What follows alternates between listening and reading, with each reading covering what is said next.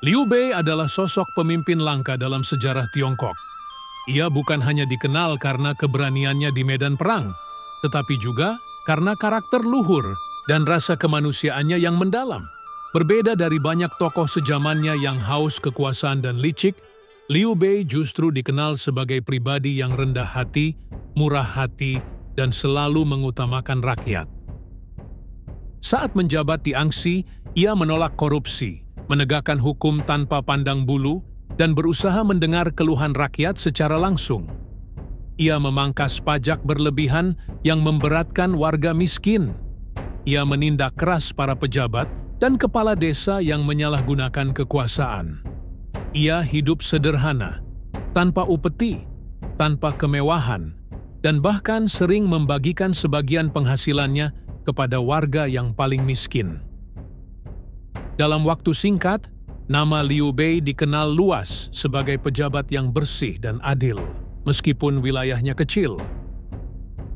Beberapa waktu setelah Liu Bei menjabat, pemerintah pusat mengirim seorang Cishi, yaitu seorang pejabat tinggi yang bertugas mengaudit dan mengawasi pemerintahan daerah.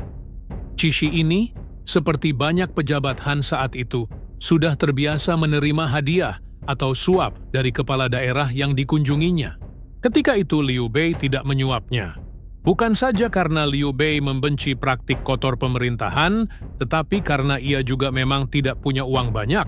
Hal ini membuat Cishi tersebut marah.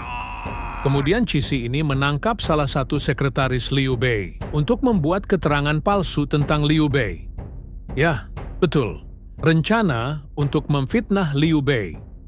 Zhang Fei yang mengetahui hal ini sangat murka. Dia langsung bergegas untuk mendatangi kediaman Cishi tersebut untuk menghajarnya. Namun Liu Bei menahannya. Dia pejabat utusan istana, kita harus berhati-hati, kata Liu Bei dengan lembut dan sabar. Walaupun dengan susah payah, akhirnya Liu Bei berhasil meredam Zhang Fei. Dengan hati mendongkol, Zhang Fei pulang ke rumah. Hatinya belum tenang, dia duduk di kursi sambil tangan masih terkepal keras. Satu guci arak dengan singkat habis ditenggaknya. Dengan setengah mabuk ia pergi ke kota untuk membeli arak lagi. Kebetulan dia lewat depan rumah peristirahatan Cishi yang jahat itu. Di sana ia melihat dua orang pengawal tampak sedang menyeret dan melempar keluar seseorang. Dengan sigap Zhang Fei turun dari kuda dan menolong orang itu. Mukanya lebam kebiru-biruan, darah keluar dari hidung dan bibirnya. Apa yang terjadi? Tanya Zhang Fei.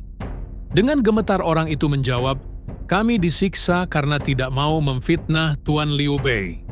Tanpa basa-basi, Zhang Fei yang murka langsung menerobos masuk ke kediaman Cishi. Tidak ada satu pengawal pun yang bisa menahannya. Satu tinju berat Zhang Fei cukup untuk membuat lawan tertidur pulas dalam waktu yang cukup lama.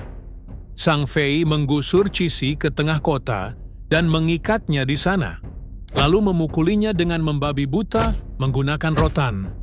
Cishi itu pun berteriak-teriak kesakitan. Beruntung kejadian itu sampai ke telinga Liu Bei. Mungkin bila tidak, Cishi ini akan segera pindah alam.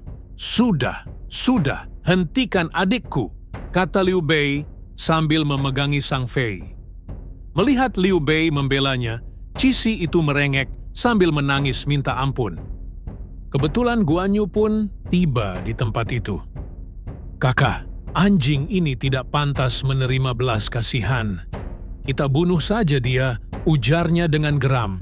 Tidak, dengan membunuh seorang utusan istana adalah sebuah kesalahan besar. Sama saja dengan pemberontakan, saut Liu Bei. Kemudian Liu Bei menitahkan seorang anak buahnya untuk mengambil cap lambang resmi kedudukannya. Cap itu dikalungkan di leher Cishi. Seharusnya kamu mati, tetapi jiwamu kuampuni. Cap ini kukembalikan padamu.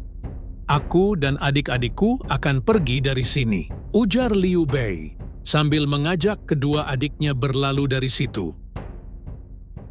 Kemudian Liu Bei mengajak kedua adiknya berkemas untuk segera pergi dari kota itu. Kita tidak bisa tinggal di sini lagi.